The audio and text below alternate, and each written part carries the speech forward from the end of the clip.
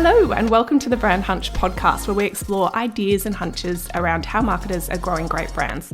It's a look under the hood at how much is marketing science and how much is built on a hunch. In today's episode, I'm joined by Tom Dusseldorp. Tom's one of the most hunch-led marketers I have ever worked with.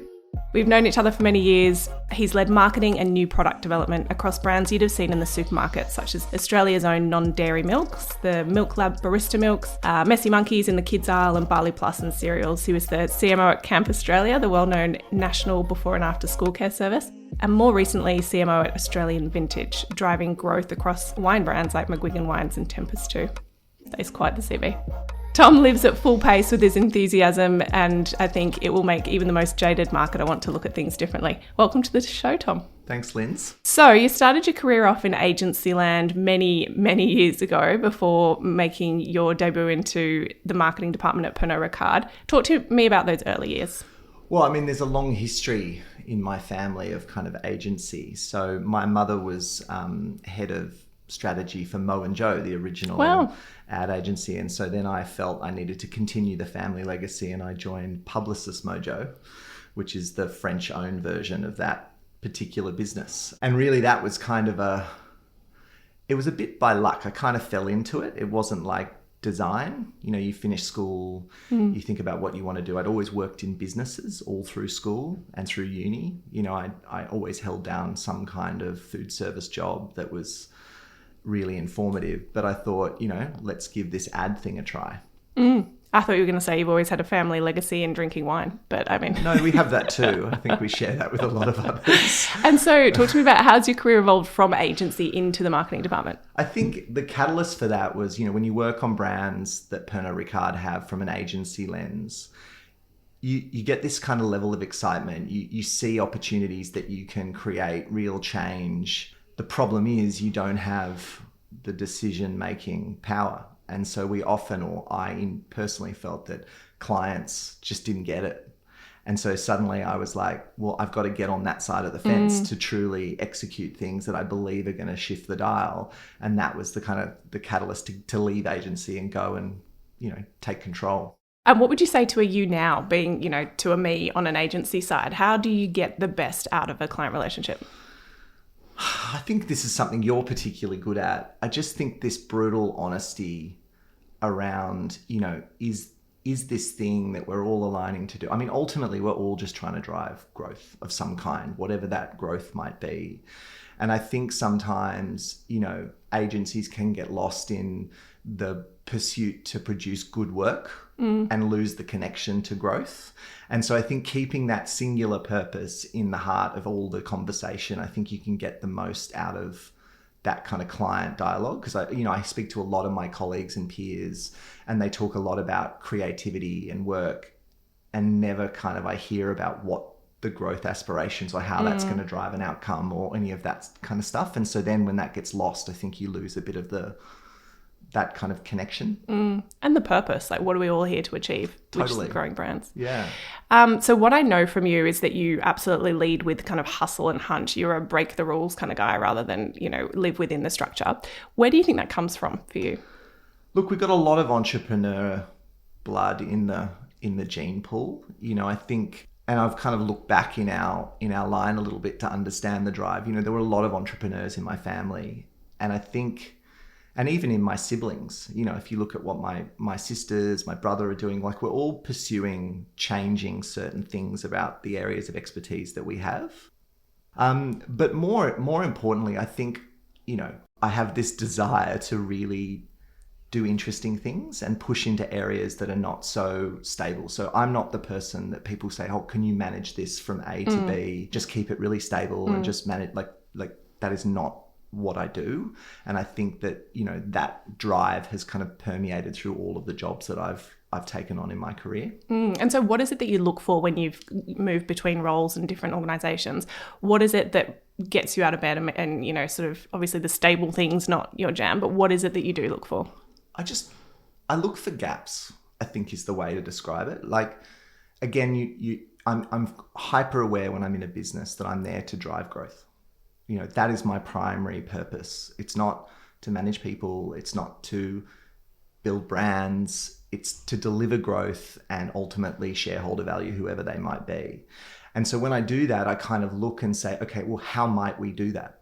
And what are the things available to us, the tools, the capability, the team, the channel, let's do that analysis. And once we start to see, or I start to identify certain gaps, and often these are not my insights, like sometimes team members have really, really interesting ideas about how we might go about driving that growth. But once you change the mindset of the people and the organization to growth, these holes emerge. And then you go, right, how are we going to fill them?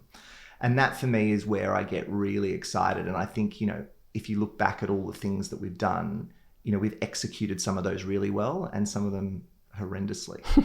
You mentioned before that you're not here to build brands. Do you not think that brand building drives commercial value?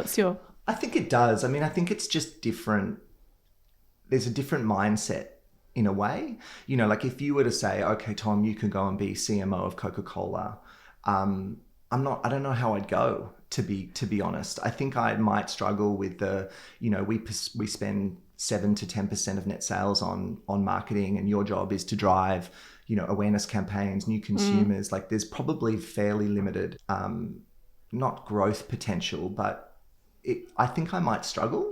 Where I see my sweet spot is actually companies that are kind of in the 100 million to a billion mark. It seems really odd to say it that way, but I think companies in that space really, really, like if you can nail something that delivers 50 to 100 million top line, like you're changing the destiny of that organization. Whereas in huge global corporations, I think that, 50 million revenue is just, it's just not that compelling, so it's a different mindset. And so brand building, if that's your primary role, I think you're sitting in an organization where the brand power is the future proof of that organization, and it's, sacrosanct. And so your job is to maintain the brand health over generational change.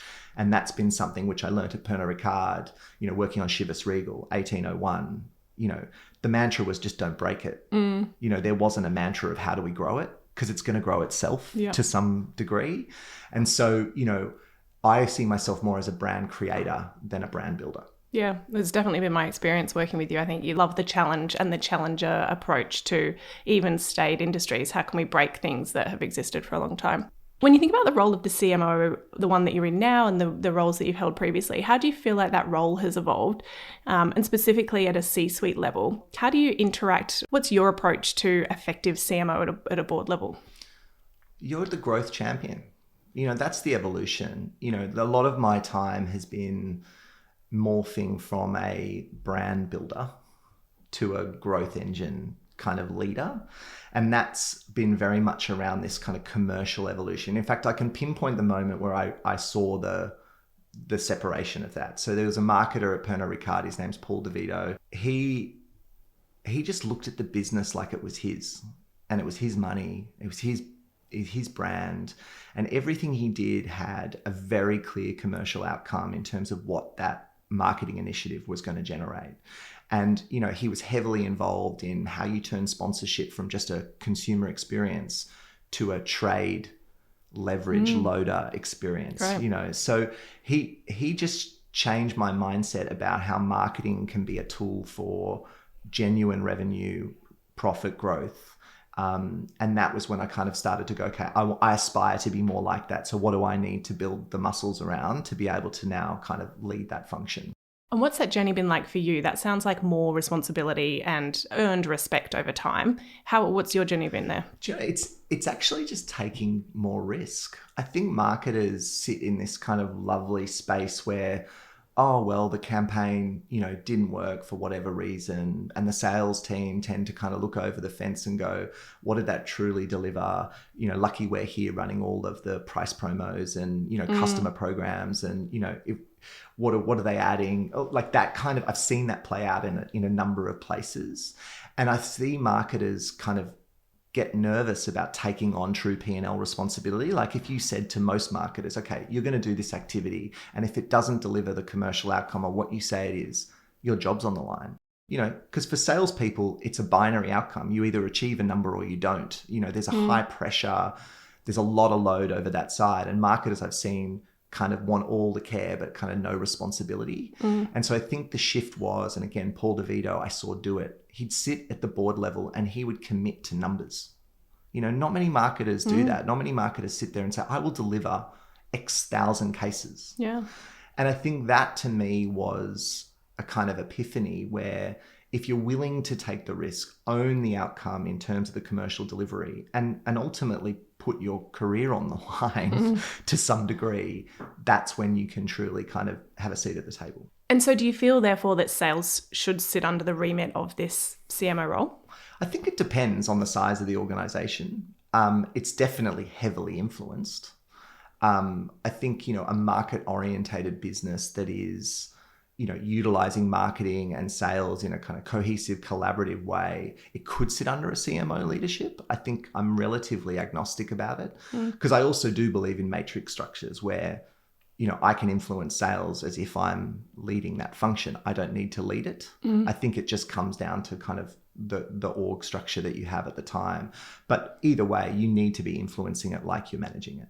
I was reading a recent report, actually it was a 2021 report with an article more recently off the back of it, talking about how CMO roles are on the decline, sort of 7% year on year across category, in favour of more specific sort of growth, revenue, commercial roles that have a marketing element, but those sort of, I guess, umbrella roles would have almost like a finger of marketing, but also have other elements reporting into overall growth. What do you think about that structure? Yeah, I mean, I think marketing is just absolutely critical in an organization. I think if it becomes too sales orientated, you lose the forward view. I think marketing is about forward growth, future growth. Sales is about immediate growth. And so the sales lead, if their primary kind of capability is about that kind of here and now growth, you're getting kind of virtuous circles around pricing tactics, promo cycling, you know, what ends are we going to, you know, it becomes about tactical executions, whereas marketers, I think, are differentiated from salespeople because they look at the growth for year 2 or year 3 and they're putting in place or should be putting in place things that are going to yield future growth in an organization. And that's where I think, you know, the danger of deprioritizing the CMO role, if we call it that, just marketing in general, you lose the ability to unlock future potential. Yeah. Awesome. One thing I know about you is your deep sort of, I guess, love, but also expertise in new product development. You've done it in multiple roles and many capacities. I think when we first met, you were at Freedom Foods with the almond milk work. Where does that stem, the new product development component or the product P of the 4 Ps of marketing, if you will? Where does that sort of love come from and how have you sort of managed to harness it over your career? Yeah, I've been accused of maybe launching too many new products, which I'll take on the chin. I think it's a lever, right? So go back to the original thing around what do I see my role as? And I see myself as driving growth. And so, you know, a lot of people would disagree with kind of relentless MPD. Like if you go back to the Pernod Ricard, they've got these power global brands that they want to hold very stable in markets, growing organically just through market power, great pedigree and, you know, brand story. Their innovation pipeline was zero. You know, they invested a lot of time and effort thinking about innovation. You know, some of the best stuff I saw coming through, you know, there was excellent things, but they never saw the light of day because in the end, the trade-off between investing in something new and making it from nothing versus investing in something you have that is showing good signs of growth, everyone will say just invest in what you have, double down or extend.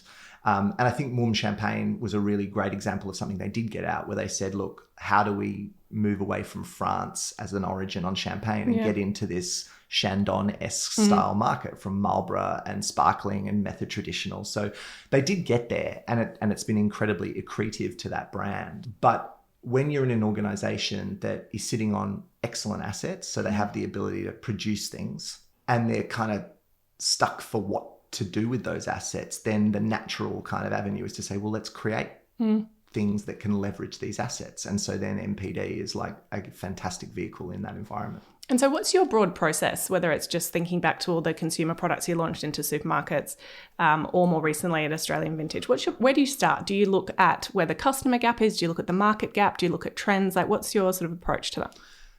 I mean, it's such a cliche, but, you know, what is the consumer need?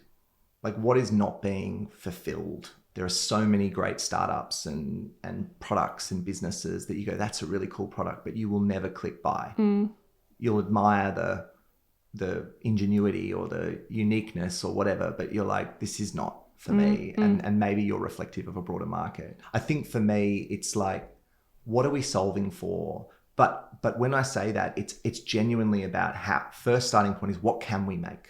What can we do? And I think that's a different approach to kind of other potentials. Is I tend to try and ground what we do in what we end up making or producing, or the new product we do within our capability. How do we sweat assets? How do we take the limitations of what we have, but then make it extraordinary? And I think the best case example of that is when you look at what we did with Milk Lab, and I say we because it was a team. It's certainly not me in isolation. You know, one of the limiting factors was we really could only use the 1 litre Tetra Pak brick.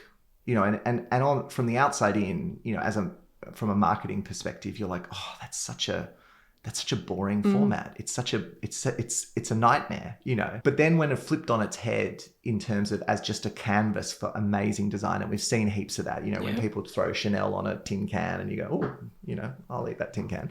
You know, that just is such a great kind of knowing where the guardrails are and what you're working with just hones the concepts, I think, to be even more compelling or breaking, as you kind of articulated. And so we really kind of got to an amazing place with that, because we started with what can we do, and then and which products then do we take out of that. Have you ever, I don't actually know the answer to this, but have you ever taken a same product and just rebranded it for a different unmet need or different consumer, but it's the same thing? Yeah, but not with great success, to be frank. I think, and now we shift to wine because I'm now in the kind of the global wine business. I think the wine industry is very bad at that. You know, when I started at Australian Vintage, I kind of had a rule with myself that if I'm talking too much about labels, you know, like literally stickers on bottles as the game-changing differentiator that we're going to be doing, I was going down a pretty kind of troubling path. And there is a belief in some instances, you know, that is effectively your face to the consumer. And so changing that will change your destiny. It's not enough. I'm yet to see it. Yeah. And what do you think is the interrelationship between brand and wine? What have you learned? Look, I think wine is absolutely a marketing haven, you know, as is most of liquor, to be frank. You know, I would struggle to draw you to a really unique drink in alcohol in general that is just so unique that it is the differentiator. You know, like I think it is about brand, it is about position, it is about, you know, how you look and what you mean to people. I mean, a great example of that is kind of, I mean, there's so many, but you think about Crystal Head vodka. There is absolutely no reason for that product to have existed other than it was just really awesome glass. The problem with that is once you bought it once, you wouldn't buy it again. But to be honest, I'd love the problem where 100 million people all bought me once and then I'll work out what to do later. So again, that kind of, there is growth, but then people will then say, well, what about sustainable growth? Yeah, you know, not plateau growth. Yeah, I mean, innovation can be very, you know, hot and cold. Mark Ritson, love him or hate him, wrote an article in Marketing Week recently about product being the most important and overlooked P of marketing. I'll read a quote and I'd love your thoughts on it. You don't control product, you aren't in charge of it, but if you aren't helping assess it, improve it and evolve it, your company is losing out on massively important insights and genuinely enormous opportunities. If you wipe away the dust and the thick layer of bullshit from the side of the marketing tin, the ingredients still say product. Has that been your experience? Totally. I mean, it's just fundamental.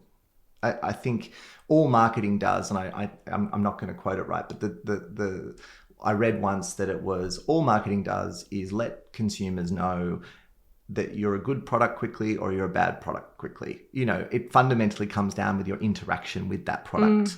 And again, going back to Milk Lab, I would argue that the success of that product was about the formulation. You know, Roseanne Simoes, this phenomenal food technologist, put this combination of very simple ingredients together in a way that solved for taste, for texture, in a high heat, high acid environment.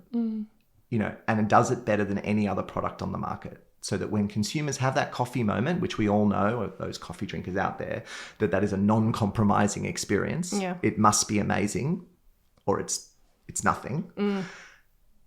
she nailed it, you know. And so I think that was actually the moment where that brand through product became a juggernaut. And then everything else, as Mark articulated, all of the, you know, the window dressing and the stuff only accelerated and enhanced people's approach or discovery of that particular little bit of genius. She basically did your job for you. 100%. Shout out. And so let's say you have this amazing, great idea, you build a business case around it. I assume you go and test it or you get some sort of external validation. At what point is the horizon of this is working or not for you?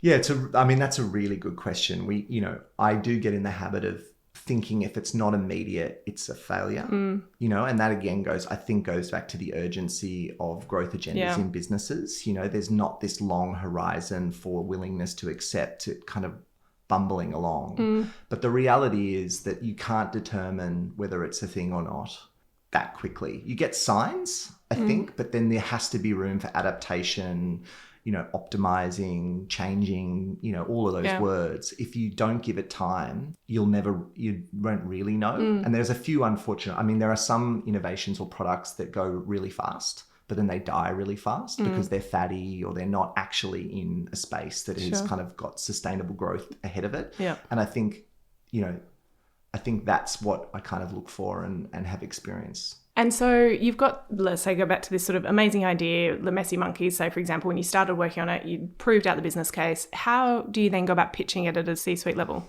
Yeah, I mean, again, I think, you know, that's another massive role of the CMO or marketing team. It's about a connection. Like everything in the business should go through marketing. There should be connections with every function within an organization, almost like it's a conduit that everything comes through. And I see my role at a C-suite level is to be continually connecting, communicating with other leaders within the organization, keeping them in real time up with what we're working on. Because I think those kind of soft updates or small check-ins or those quick alignments, you know, I am a firm believer that there should be no ta-das, you know, like, oh, you know, amazing, like suddenly reveal to everyone this grand plan or this huge idea. 9 times out of 10, it's going to get shot down because you got to then go back and pre-align everyone on the journey to where you got to. And so that's been also a big part of kind of my evolution is understanding that you need to be having CEO conversations, even as a brand manager or even as an ABM, you know, the coffee machine chat where you drop in a tidbit of what you're working on or what you're excited about. You know, some people call this managing up, but actually as a marketing function, it's just about building the messaging around where you're going and how you're going to get there so that when you get to the board or you get to that big meeting, they've already got some sense of where you're going. And there's some alignment, right? Because often those people will give you directions or give you redirects or kind of feelings or thoughts in that moment. It's informal that they would never do around a board table or across a meeting. Yeah. So I think that's been a big part of kind of how I've managed to get out the things I've got out. Yeah, I mean, stakeholder management 101, taking people on the journey and people feeling like it's all of your idea rather than just one person's idea to shoot down. Yeah, but again, like, you know, if I'd said to them, oh, we sat at our desks and we kind of thought, let's come up with an alliterated name for a kids snacking brand. You know, okay, messy sounds fun. Messy monkeys. Oh, that's cool because we call our kids monkeys and we ideate with the team as parents. You know, if I laid that out in front of the board or the management, they go, "Are you mental? Like this sounds ridiculous." Oh, marketing is the colouring in department. Yeah, 100%. So you know, I think there's a little bit of kind of formalize the process a bit, but there's also, as you say, that hunch, that little bit of moment of genius where it kind of, you know, you just clicks. You get it done, yeah. So talk to me a bit about Australian Vintage. Give me some context on the business itself and what's drawn you back to the wine space. Well, I wasn't drawn back. I think that's a good clarification. I worked in Pernod on spirits and champagne, which genuinely, you know, I think in the vast majority of cases sell themselves. The wine business is a new space for me. I'd never worked on it before. I was quite daunted by it, actually, because even sitting on the spirit side, when you look at wine, you've got the biggest brand in Australia has maximum 3% market share. Like the proliferation of brands and wine types and regions and countries. I mean, it is daunting. Is that unique to Australia or? No, it's global. I mean, wine is a totally global ecosystem now. You know, you've got wine coming out of all major economies. Climate's kind of moving around a little bit, but it's coming from everywhere, and everyone's kind of competing in the same spaces. So it's a real challenge. But joining the business, what I was excited by, if we go back to kind of the earlier point, what I got motivated by was they had this phenomenal asset base. I could see that if I were to deliver growth through my team, through how we approached it, we could deliver it. Like if we did something that could do 1 million cases, we'd turn up and we'd serve that to our customers, and that got me incredibly motivated, because I'm sitting there going, we could really step change this business. Whereas if you go to the Hunter Valley and there's an example like Lakes Folly, great wine, every vintage, they put a sign up on their gate that says sold out, because there just simply isn't anymore. Whereas Australian Vintage has the breadth and sourcing across multi-market that we could deliver something at scale. And so what are you up to? Well, it's challenging. Wine on a total alcohol level is down 4%. It's been declining since 2019. Spirits is in growth. Beer is in growth. So it's not just the drinking category, alcohol in general? No, alcohol is down, right, but on a total kind of per serve basis. But wine is particularly down. And so again, you kind of look at it and honestly, I could reel off all the negative stuff around wine as to why wine is in trouble and all the things that are going on. But again, going back to what we talked about, where are the gaps? Yeah. Like where are the holes in that story? And the holes are that, if you pull out rosé, which in my view, and I want to be clear, I am no wine aficionado, right? I'm a You do your fair share of tasting. Look, I do tasting, but I can't tell you in any certainty what it is. But what I can say is that rosé, if you pull that out of the data, is on fire. Like it is flying. And is it because it's drinkable? Rosé, it's easy. A, it's drinkable. B, there's some phenomenal brand work going on. There's phenomenal kind of bottle, label, story, provenance. There's a whole bunch going on, and again, you can learn a lot from these iconic spirit brands, because if you just change the orientation of certain parts of categories, you can drive huge growth. I mean, Grey Goose is probably still the best example in spirits, where they said, there was this vodka market, $30, $40 for ease of numbers. And they came out and they said, no, we're $70, $80 and we're double the height and we're the best vodka because we're also from France. And everyone went, oh, wow. Okay, I'll pay it. I'll do it.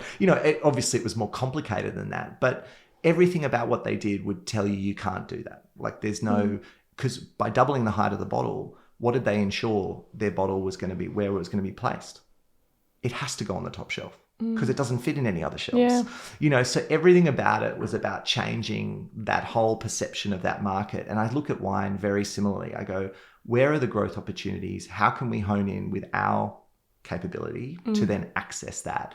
And then let's drive hard into it. You're such a hunch guy. You definitely lead with gut and then you sort of prove that out. Is that inherent or can it be taught? I don't know. For me, it's inherent. I also bring with that a fair level of chaos. My teams have, often accused me of adding a bit of turmoil in their day. They would love a little more process, these words that give me hives. But I think, so there is a cost to that. Which I am more aware as I push through 40. But I think it can be taught. I think it's more about encouraged, and I think what I look for in my teams and what I'm hugely supportive of. And this was definitely learned. So I had a marketing leader back in the Pernod days, a guy named James Slack, who's still, one of the best consumer marketers around. And he would always challenge me by saying, which means what? You keep telling me what things are, but tell me what they mean and what that means for us or the brand or the business, take it to that next level and have a point of view. And I think, people get a bit stalled because they're like, oh, I don't have sufficient data or I'm not 100% clear. I'm like, but just by forming a position, you're drawing on something and then we can have a conversation and we can identify what we don't know or what we now need to find out to A, B or C. And so, hunch or gut or opinion or whatever you want to use, I think still has genuine validity. Because when I did work when I shifted to service or I shifted to, say, Camp Australia mindset, their mantra was all about, I don't care about opinions. I just want facts and data. And if I've got facts and data, and that's not a private equity thing, that was part of the kind of business culture because it was very IT led. It was actually an IT company because it was about facilitating families to book sessions last minute in a very highly regulated environment. So it needed an IT solution to solve for that kind of last minute kind of need. And so, those two different cultures kind of showed that I think this hunch or this having a point of view or an idea or an opinion is still incredibly valuable, but you then got to hone it afterwards. And so you mentioned there around kind of proving or finding the gaps in your own understanding. What has your relationship been like with research and testing, and has it evolved? Oh, it's love-hate. That old thing of like, consumers don't know what they want. I'm a consumer. I kind of go, it's a bit of both. I think I've been more open to doing testing the older I'm getting. The less I just assume I know what's right. And to be honest, it's always kind of been right. When your gut feel? Well, no, the testing, overlaying that research, overlaying a bit of that rigor, and so this will be music to the ears of our head of category and insight, who has hammered into me, this, let's just do a bit of dipstick, and we can maybe go a bit deeper because, when we did do a couple of those things, and to be fair, we ignored a couple of signals. We got it wrong in a few occasions. So I'm more open to it now, but I think it's about what questions you're asking. Like, what are you trying to solve for? What are you trying to ask for? Like, I never want to do something where we already know the answer and we're just trying to validate it because it's if you know the answer, don't worry about it. But if it's truly something penetrative, like you want to understand something deeper or you want to get a guide in a place you don't know about or in an area, then it's got value. Awesome. And in terms of those insights that have sort of completely changed your frame of thinking, are there any across your career where you think that was a huge shift for me? I think just around thinking about, some people just think about the product, whereas insights can come out of the channel, the customer, not just the consumer. There's actually insights all throughout the value chain, even the ops team on certain, I've seen amazing kind of switches of thinking just coming from some of the line operator on how this thing ultimately is going to get out in an efficient, cost-effective way, And so I think it's not so much about a specific insight, but it's kind of where they come from. And I think being open, and this comes back to, again, those conversations that you're having throughout the journey at the coffee machine, at the demand planning meeting. Again, marketing should be there. In these forums, you get really, really interesting and compelling stuff. And so knowing that they're there, I think was what I've learned. And so what's your strategy there? Do you just self-insert yourself into these meetings that traditionally a marketer's not attended, or what's your thinking? Yeah, I think some marketers think they shouldn't be there. And so I'm like, no, we're there. And here's why, and here's how. And empowering and explaining to the team why it's so critically important that if I ask the brand manager of brand A, how are we performing? They need to have as good, if not better, insight and understanding onto that performance than if I would ask salesperson A. Because, the brand guardian or the brand leader is literally the owner of that brand. And so you need to know not just channel A, you need to know A, B, C, D. And where is it working or not working? Whereas salesperson A will only know channel A because that's what they look after. So, you've got to have a broader perspective across the performance of that brand commercially and the brand health and consumer in the mindset.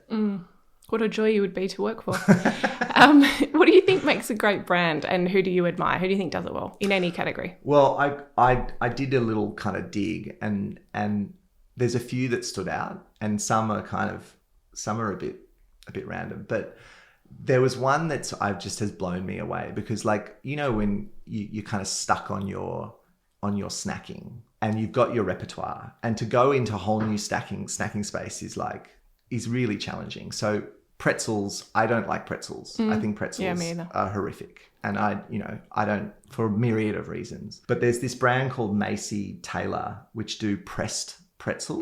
The flat ones. Where they're flat. Game changer. Do you like them? It's amazing. Suddenly pressed pretzels is a staple in the house. And I'm like, how did they do that? I'm reading the packaging. I'm investigating. I mean, this product is co-packed in Europe. So do you think it's the actual pretzel that's changed? 100%. Just by pressing that annoying, rigid stick-like snack into this lovely disc that you can dip in dips and you can use all of it, like game changer. Yeah, I'm going to have to get on board. Yeah, but like even just that little innovation, right? When you look at snacks and you go, you can't optimize the pretzel. It's like, oh no, So I'm loving what they're doing, and I'm seeing them start to expand into Coles and Woolies and get more shelf presence and more range extension. And so that would be a really healthy business. And it's co-packed in Europe. So to hit $450 on shelf at 187 grams, and it's co-packed overseas. So you put in all the supply chain cost to get it from there to hit and they're running. I don't know how much margin they're making, but I'm very admiring their innovation. Well, what's interesting is when you flatten a pretzel, you mentioned dipping, it opens it up to a whole new, you've got your hummus or your whatever your current. So then, because you couldn't really do that with a traditional pretzel, it would fall through the middle. So Totally. you've opened up the use case, I guess. Massively. And it's softer. It's friendly. There's just so much to love it. And it sounds so dumb, right? But these are the sorts of things when I get into businesses that I just get really excited about. Yeah. Where I'm like, oh my God, we can flatten pretzels. If I was working for them, I'd be like, how do we leverage this capability into something really cool? But that brand has done it. The other one is this High Smile brand, the toothpaste brand. On the Gold Coast. Just like so clever. There is a massive trend in young people and flavor and excitement and discovery, and you take the most boring category of all time, i.e. toothpaste.